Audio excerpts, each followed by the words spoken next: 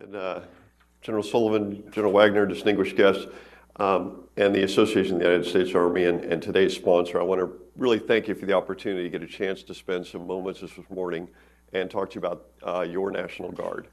What I'll do is I'm going to talk basically about who we are, what we do. I'll talk about our main mission sets, the Chief's priorities, and then I kind of want to talk about 3 of the mission sets that we do every single day for our nation that you may or may not be aware of. And then we'll have some time for questions at the end. So before I start, just to show of hands, anybody here heard of a place called Happy Camp, California? Where you were born. Exactly. So if you've heard the term happy camper, I'm actually one of the originals, and I think I can vouch for everybody because it's a really small town. So if anybody claims to be a happy camper, just let me know, and I'll let you know if they're the real deal or not. Okay, next slide, please.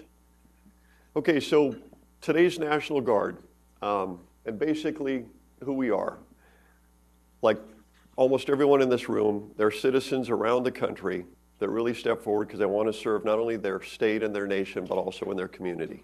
We've got 448,000 Army and Air National Guardsmen across the country in just under 2,700 locations. So those are the ones that you'll see in communities, near high schools, basically dispersed throughout the United States. In fact, each one of those stars represents 3 of our locations. The other difference about the National Guard is we're the primary combat reserve for both the Army and the Air Force. So you'll see a lot of combat formations in the National Guard. And also, as I'm sure most of you are familiar with, we're also the governor's and the DOD's first responder in the homeland. Because we're dispersed across the country, if an event occurs, a flood, a hurricane, an earthquake, our folks are already in those communities, and they have established relationships, so they can be one of the first ones there to help out their governors in their states and their communities when called upon. Okay, next slide. Okay, so what do we do? And I think most folks are familiar with this, but General Engel looks at this as really our brand. Primarily focused on warfight, homeland, and partnerships. The 54 represents the 50 states, 3 territories, and the District of Columbia, which all have National Guard across the country. And of course, our motto that's been really enduring is always ready, always there, because our folks are always ready and they're already located in our communities. And superimposed over all of this is the Minuteman, which oftentimes folks associate as really one of the key symbols of the National Guard. And it shows, you're holding the rifle and the plow, how they're citizens, but when called upon to serve their country, they're there to do that immediately. And the reason it's in the center is because, like every organization, they are our center of gravity, and we could not do anything without the great men and women that we have in uniform throughout the country in the National Guard. Okay, so what I'm going to do now is I'm going to kind of step through each of those, the warfight, the homeland, and the partnerships, and talk a little bit about each one of those. Okay, next slide. Okay, so the warfight, and I know we're here as the Association of the United States Army, but I can't, not look at the Air Guard and the great impact that they have within the National Guard. So if you look at the capability, capacity, forward presence, and readiness, and what I did is I just took a few key points that I thought I'd use to kind of start the conversation about what the Air Guard does as part of the total Air Force and what the Army Guard does as part of the total Army. The National Guard is second in size only to the United States Army, larger than the Air Force, the Navy, the Marine Corps, and the Coast Guard. And the National Guard, if you look at the 7 reserve components, they're over 55% of the total reserve component for DOD. On the Army side, 39% of the operational forces are in the National Guard. We have 27 brigade combat teams, 96 brigades, 2 special forces groups, and 8 combat aviation brigades. On the air side, a little difference here is on the Army side, we're funded at about 16.5% full-time manning. On the Air Guard, they're funded at 35% full-time manning. And as a result, the Air Guard means the same readiness requirements as the active duty Air Force. If you look at that, they fly 44% of the aerial refueling missions and 30% of a lot of the lift C-130 and C-17, and also a lot of fighter attack missions. That includes a lot of RPA missions being flown here in the United States that are actually taking place downrange. 90 wings in the Air Guard and just over 1,100 aircraft. So very integrated throughout the total force, both on the Army and the air side. Next slide, please. Okay, so we get a lot of questions about, why does a governor need an F-16 squadron, or why do they need Apache helicopters? So obviously the governor may not need that specific piece of equipment, but what we have is the dual use of a lot of our equipment, but primarily the dual use of our chains of command and our soldiers and airmen to directly respond for the governor for the needs within their communities. And so you'll see obviously a Black Hawk helicopter. We can use that as an assault aircraft or transport on the battlefield, but we can also use that to fight forest fires. But if you look at the picture to the right, so this is the chain of command. So we train our folks to operate in virtually any environment, and whatever mission they're given, they're focused on accomplishing that. So whether they're a combat engineer battalion and they're gonna do a route clearance or help reconstruct a road or a bridge, they can also set up emergency operations center to help a community recover from a flood, an earthquake, or some other man-made or natural disaster. So that's one of the things that we really try and stress, so that even though we have an F-16 squadron and their primary means is to utilize those aircraft downrange, they also have the leadership and the airmen that can join forces with their community to help resolve any issues that occur within their community, really on no notice. And as you know, most of our forces are expeditionary, so we bring our own lodging, our own food, all of that stuff, fuel and maintenance with us. Whereas a lot of communities, if that community is significantly affected, the folks that may traditionally provide that service are now either part of the disaster or unable to accomplish it due to the damage to the stuff that they've normally relied on. Okay, right, next slide, please. Okay, partnerships. So one of the advantages of being in all these communities, our folks are really integrated with their county emergency managers, with the local fire departments, law enforcement agencies. And so they develop those within their communities. At the state level, they're also fully integrated into the emergency management of that state. In fact, 17 of our adjutants generals are also the state's emergency manager. In my previous job, I had the opportunity to follow General Reese, who's here today as well. In the state of Oregon, the adjutant general is the adjutant general. They're also the state emergency manager and also the Homeland Security advisor for the governor. And so you have a lot of responsibilities, and so it requires you really to be fully integrated in the emergency management system. Above the state level, we're very integrated also as well with the FEMA regions and at the national level at the FEMA. If you look across just over the last year, we've had really a lot of events that have occurred along there, training events at the state level. But one thing that we also do is, so we look at the community, the state, and the national partnerships we have. But beyond that, what we have is a state partnership program, which I think a lot of you are probably familiar with. And we have 73 partnerships with 79 different nations. Roughly 1/3 of the countries in the world have a state partnership with the state National Guard here in the United States. In fact, last night at our house on Bowling Air Force Base, we hosted the state partners, the state of Georgia. The Adjutant General Joe Girard was there, and also with their partnership with the country of Georgia. So their ambassador and their defense attaché was with us last night as well. And as an example for the Georgia-Georgia relationship, it goes back to 1994. And it was shortly before that our countries, in fact, in April, they celebrated the 25th anniversary of diplomatic relations with Georgia. But the Georgia National Guard trains with them regularly, and a lot of the stuff that Georgia needs assistance with, we help them with.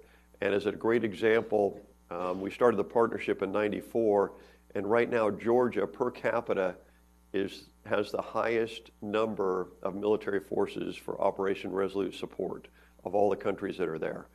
And so they have become really an exporter of, their military forces based on the relationship that they've had with Georgia. In fact, folks would tell me, in fact, the ambassador was key to point this out last night, because of their relationship and their ability to deploy with U.S. forces downrange, the professionalism of their military has grown exponentially over the last 10 years. And that's just one of many examples. If you look at the first bullet there, 14 of our partners, through the training over the course of years of being a state partner, they have deployed with us on operations such as in Iraq and Afghanistan and other places around the world. So it's a great benefit to the entire organization. And as we look forward, one thing that we do is we work extremely closely with the combatant commanders when we talk about the future of the state partnership program. We ask the combatant commanders what their priorities are, and then they provide that to OSD. They screen those and they come to the National Guard and say, these are the countries we'd like you to partner with.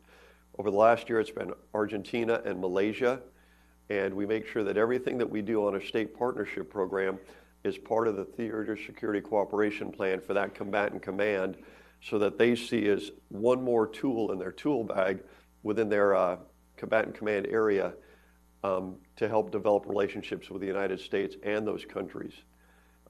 As an example, for the state of Oregon, our partnerships were the country of Bangladesh and Vietnam. And I had the opportunity, one of the last trips I took was to Vietnam, where we work very closely with their humanitarian assistance and disaster relief, and we help them establish really an emergency management center for their entire military forces. And so it was a great relationship. We're able to share things that we have learned in terms of emergency management and things that they can share with us as well, unique to their country that we can use it when we come back to Oregon. Okay, next slide. Okay, so we talked about the three mission sets, the warfight, the homeland, and partnerships. And like every organization, this is all made possible by the folks within our formations. So when we talk about 448,000 in the Army and the Air National Guard, about 360,000 of those are traditional, or folks that drilled 1 weekend a month, 15 days out of the summer. And if you've ever been in the National Guard or the Reserve, you know it is much more than that. We ask a lot more of them than just that minimum time.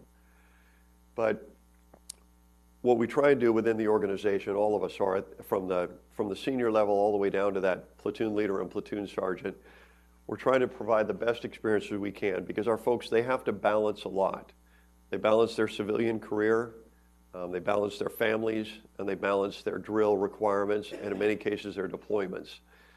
And so we want to make sure that we do everything we can to work with their employers so that they have a great relationship with their employer. The employer understands their military service, but also the benefit that they bring to that organization from the things that they learn in the military, and also the relationships that they have within their community and how they're valued members of the community.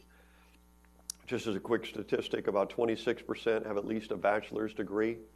And there's a couple other things that our folks do that you may not be aware of day to day.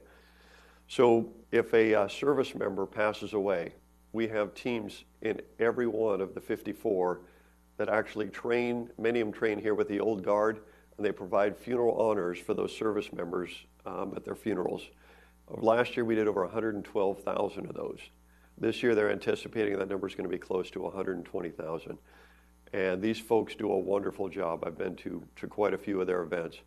And it's one of those things that we never want to fail to recognize those that have previously served our country, especially at a time when, for their last service for their family. Also, show of hands, how many folks are familiar with the Youth Challenge program? Okay, actually, very good amount. So the Youth Challenge program is a program that the National Guard runs, not in all states, but throughout the country. And really what we help identify is at-risk youth. And for example, in the state of Oregon, it's a 20-page application that we ask these kids to fill out. And what it is we run 2 classes a year, and it's a little bit different around the country, but it's almost like a military type environment where we bring these kids in that are at risk, help them get caught up in school, help teach them discipline, physical fitness, and really mentor them. And coming in, they have to bring a mentor that we also train, and then that mentor is going to be for the next few years after to follow up with those kids. And I'll tell you, if you want a motivational event, go to one of these graduations. The last one I went to, the guest speaker, he had OD'd twice, been arrested numerous times, and his mother never gave up on him and finally convinced him to fill this 20-page application. At the end of the 6 months, he was going to go back and finish high school, and then he had planned to go to junior college, and he had a whole plan on what he was going to do with his life. And once a year they hold a gala here, and they bring back some of those folks that talk about where they were in their life, what Youth Challenge did for them, and how they've gone on to do wonderful things as a result. Because they really had somebody that took the time to take them out of the environment they were in, you know, show them that they had the capability to learn, get caught up in school, and gave them hope. And their family members and their mentors then kept up with them, and they went on to be great members of society. So that's a wonderful program that we do that you may not be aware of. Okay, so quick recap: warfight, partnerships, and our people. And what I'd like to do now is kind of talk about 3 mission sets that you may not be aware that we do 24/7, 365. So next slide. Okay, so air control alert. When you look across the country, we've got 16 facilities that provide 24/7 air response to anything that occurs in the United States. 15 of those are run by the Air National Guard, 15 of those locations. This picture, it's not a coincidence, July 4th, 2015. I was the Adjutant General in Oregon. That's an Oregon Air National Guard F-15. I was on the runway when that aircraft took off. They were intercepted by the 144th, originally out of Fresno, California. 2 Bear bombers came down along the California-Oregon coast. They handed off the aircraft to the Oregon National Guard, and they just escorted them until they left our airspace and headed back up to Russia. This is something that they do. It's not that often. 4th of July was not a coincidence. So we're there to respond to messages from other countries. Now, primarily around the country, wherever the president travels, or when we've got national special security events, these aircraft are also there. They're there to respond to anything that may occur. And this primarily started after 9/11. Prior to that, we were focused outward. Now we're focused both inward and outward. They're there 24/7, 365. Those jets and crews are always there ready to respond whenever they're needed. Okay, next slide.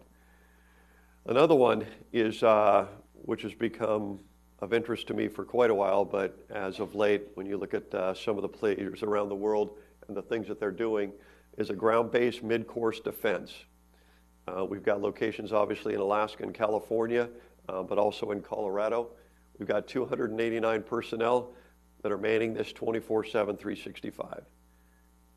We also have within the National Capital Region integrated air defense system that's currently being manned by the North Dakota National Guard, and so it's provided here as well. Okay, next slide. All right, so the last one I wanted to touch on is our civil support teams. How many folks familiar with civil support teams? Okay. All right, so we've got 57 of these across the country. 1 in every state, territory, in the District of Columbia. We have 2 of them in New York, Florida, and California. These are 22-person teams that really have mobile labs and the capability to go into any situation and determine whatever the substances are, or the explosives, or any chemicals, and determine exactly what it is. And so it's very significant when you think back to the anthrax scare. Anything with white powder that showed up, it had to be sent off to a lab because most law enforcement agencies can't afford that capability to support this. And so for days, they may not know what the impact is. But if you look at last year, we had 2,570 requests for these folks across the country. And they're able to go there with their mobile labs. They've got secure communications, get on scene immediately, and help the law enforcement officials determine if it's a significant event or if it's something that's less nefarious. If you look at the one picture up there, that's the 2013 Boston Marathon bombing. Civil support teams were there in support. They were there significantly short time immediately after the event occurred, and they were there to help respond. And then obviously on the right side there, you'll see some folks with detection warning capability. And so this is something that we provide to the states and the governors every single day in law enforcement agencies to help them through some of these areas that they otherwise would not be able to afford, because that's a fairly significant capability. And most states, with the exception of the large ones, couldn't afford to provide that capability 24/7. Okay, next slide. Okay, so those are the things that we do, a couple of things. But what I wanted to show you as my last slide is kind of talk to you about, this is a picture yesterday, because we had to get our slides in. But we get this every single morning, and it shows you nationwide what the National Guard is doing every single day. So if you look at the column on the right-hand side, for domestic operations and open situation reports, things that have occurred recently within the last 24 hours, we've got 2,413 personnel on duty today responding to that. For Homeland Defense, Homeland Security, we've got 5,000 folks on duty today. This goes back to your air control alert, the civil support teams, ground-based missile defense, our counter-drug efforts across the country. Also in EADS and WADS, the Eastern Air Defense Sector, which is up in Rome, New York, and the Western Air Defense Sector, which is in Tacoma, Washington. And then the next one is OCONUS and COCOM support. These are primarily the folks that are mobilized, either deployed downrange or demobilizing at this time. And we got just under 19,000 there. So on any given day, and this being yesterday, we've got 26,186 National Guardsmen on duty, either downrange or within the United States, assisting their communities, their state, and their nation. Okay. So next slide. Right. So that's a quick one over the world. Going back to the mission sets, warfight, homeland partnerships. General Rangel's top 3 priorities are first and utmost readiness.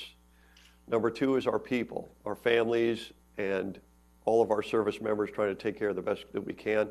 And the last one is innovation. And innovation is very critical as we look at our future. Because as we see, there's a lot of great threats that our nation faces. The National Guard is part of the total Army and the total Air Force. And so we're asking a lot of our soldiers and airmen to help us innovate to increase readiness, find those things to reduce the day-to-day stuff that detracts us from our readiness, but also if they've got innovative training ideas or ways that we can improve our efficiency, we want to listen to that because we got a lot of great folks out there that have civilian skill sets, and if they can use that to help us in what we do day to day, we want to leverage that at every opportunity. Okay. So that's my question, my quick run around the world. I think we have time for a few questions, so I'd open it up at that. Okay. I have one from the Delaware National Guard. Yes, sir. Cool. What are you doing to ensure your force is prepared to face the issues existing in the world today, Russia, North Korea, terrorism, at home? Okay. So when we look at the 4+1, as we call it, Russia, China, Iran, North Korea, and terrorism. So day to day, what we work very closely, particularly on the Army and the Air Guard Directorate, is working with their services on how we fit into the total force. One of the things that we look at is readiness, and we're getting ready to go on the Army side, particularly to Objective T. On the air side, we're in a very good position because of the full-time manning. They maintain the same readiness levels as the active Air Force. So what we're trying to do is work with the Army to identify how we can make sure that our units are ready when they're called.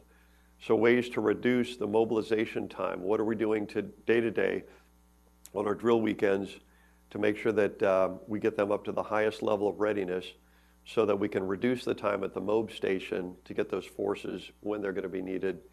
Also, we're looking at, as we want to increase readiness on the active force, what are those roles and missions that the National Guard can do to allow the active, and let's use just as example as brigade combat teams, to allow those brigade combat teams to go to the National Training Center, train up their new personnel, and maintain a higher level of readiness. So what are those mission sets that actually kind of break a brigade because they're not a full brigade mission set? Can we potentially use the Guard to backfill those to get the readiness up across the board? And then for us as well, we've got a couple of programs right now where we've increased the manning in our Armor Brigade combat teams to increase their readiness. One thing I would highlight is in the National Guard, we don't have a TTHS account. So every single soldier that we recruit actually fills a position in that organization. So when I was in the, as a 41st Brigade commander, what we had is, we had our entire organization, but because every person that we recruited actually held a position within an organization, in one company, I might have 10 soldiers that are recruited, filling slots, but they haven't been to basic or AIT yet. And then I may have up to 20 in that company that are actually in basic or AIT, but they all count towards that formation. And so by increasing the authorized end strength, we're trying to account for that so that we can put folks in every single position that have already completed their training and they're executing the job. So, thank you. Other questions? Michael? Oh, here we go. Readiness, CSIS. General, my understanding is that there's been considerable discussion with respect to, under the force of the future concept, about how guardsmen could move into active duty individuals moving into the guard, a greater degree of flexibility in that regard. Yeah. What's the current state of thinking there? It's a great question, sir. And one thing that we found is we're going to the FSA system, which will hopefully facilitate that because it'll be a single pay system. Ideally, what we'd like to do is provide the opportunity, if there's a need for a specific skill set and the Army may be short, the ability to have National Guardsmen come in and fill that and then actually return to that. The same thing on the other side, and these are all, these are not approved programs, but it's a thought process there as well. If we have a soldier or an airman that's at a point in the career where, for family reasons or other, they would like to step out for a couple of years, but they would like to continue serving after that time period. And so we're looking at the ability to potentially do that to where we allow them to do that, but then we keep them in the system contributing to the services of our country. And so there's a couple options that we're looking at. On a lesser scale, what we've done on the Air Guard is we do active associate units. So as an example, again, out of Oregon, we've got the 173rd Fighter Wing, which is down at Kingsley Field in Klamath Falls, Oregon. They train all F-15 pilots in the U.S. Air Force. So it's a National Guard unit, but we have 77 active duty personnel, 8 pilots and 69 maintainers that are also stationed there. And so what we do is they work together to train all the F-15 pilots. So the advantage there is there's no active duty F-15 air superiority bases in the United States anymore. So they're either in Germany or in England, over in Japan. So it allows them to come home to the United States for a rotation. The other thing is down in Kingsley Field, we have technicians that have been working on the F-15 for over 20 years. And so they can bring in young airmen to learn from somebody that's been working on that airframe for over 20 years. And then they go back into their next assignment throughout the Air Force and really share that knowledge base.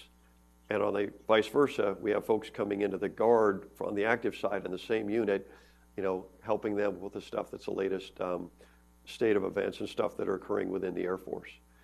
So the associate units is a lower scale of that, but I think we're looking very closely across the services to allow, hopefully in the future, that ability to folks to go from active to Guard or Reserve and then back, and vice versa. So, yes, sir. Yeah. I'm going to put you on the spot for 3 questions. Okay. Yes. Good. You know? Now, those of us that follow Guard issues, I'd like you to address, as we talked about before breakfast, Title V technicians, so you can bring us up to speed on what that's all about. The second thing is, you mentioned Air Guard associated units. The Army has gone to that as well. Could you address that? And then the third one, the one mission you didn't describe, is the Guard's role in cyber now, inside CONUS. Okay. So a lot there. Okay, Sorry awesome. for all of that. So on the Title V piece, under the previous NDA, it directed the transfer from Title 32 to Title V of up to 20% of our federal technicians, or our state technicians, from Title 32 to Title V status. And as General Langell recently stated, the NDA directs 20%. There's a bill out there by Senator Manchin trying to get it to 4.8% right now. And within the National Guard, and I know the National Governors Association, they're working with the Senate Armed Services Committee to try and find if there's a middle ground there, what's best for the organization and has the least amount of impact on readiness for the force. So they're still in discussions right now, and we're hoping that there'll be a resolution at some point. You would see from the Adjutant General, the lower the number they think would be better for the organization. And so we're working through answering a lot of questions from the Senate Armed Service Committee to help inform them to make the best decision for the overall force. So that's one thing, the associated units. So on the Air Guard, we've been doing this for quite a while, and we've got the associated unit program across the country right now. In fact, one of my sons is going to go into that as an active duty 3rd Brigade, 10th Mountain Division. And so we're early in the process on that, but we're looking very closely. We appreciate the opportunity to work with the active Army on a total force concept on how we better integrate these. I think it's still too early to tell, but we're looking at it very closely to see how that relationship benefits readiness to the total force. And so I think in about a year from now, after the first year is complete, I think we're going to look very closely at the success of that. Yes, sir. And the last, cyber. Okay. So when we look across our country, have not only Army, but we have Air Force cyber units. And what we've really tried to do is leverage the civilian workforce and the skill set that a lot of our citizen soldiers bring. And I'll use Washington State as an example. Obviously, you've got Microsoft there, a lot of high-tech companies. And what we were able to do is take a look, particularly in this case, an Air Force cyber unit, really identify those folks that had an incredible civilian skill set and allow them to serve their country and bring that skill set with them. The challenge there is obviously it's hard to retain folks like this in a full-time status, but in the Guard, they can actually continue to do this in the National Guard and maintain their civilian career.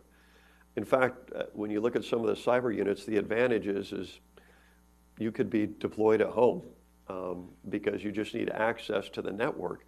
And so we don't necessarily need to take them out of their civilian career and send them overseas. They can drive down the street to their appropriate, secure facility to perform their duties, and then they can go back to work Monday through Friday. And so we're working very closely with Cyber Command, and we actually have part of the Cyber Mission Force in the National Guard as well. And they are doing very great things on a day-to-day basis. And as we're all aware, we have operations downrange. I think every single day on the internet, they're at war. And so our folks, it's a great advantage for them to bring that skill set. So in the state side of that as well, we have a small team within each state, a small cyber protection unit, and they're there and under state active duty, could help assist the state, but they do need authority to do that at first. But there are cases where they've done that previously. I would use the state of Michigan when they had the issue with in Flint with the water.